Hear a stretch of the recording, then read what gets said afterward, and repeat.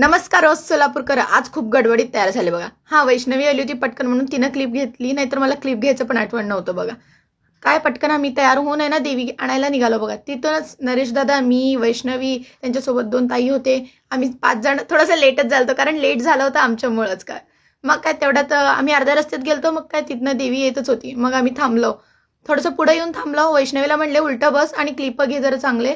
मग काय ती उलटं बसली. देवी अजून खूप मागं होती. आम्ही स्पीड पुढे येऊन थोडंसं थांबलो बघा, कारण वैष्णवीला नथ घालायचं होतं. तिनं सांगितलं होतं घरातच, पण ती ऐकली नाही. जाऊ दे सोडा.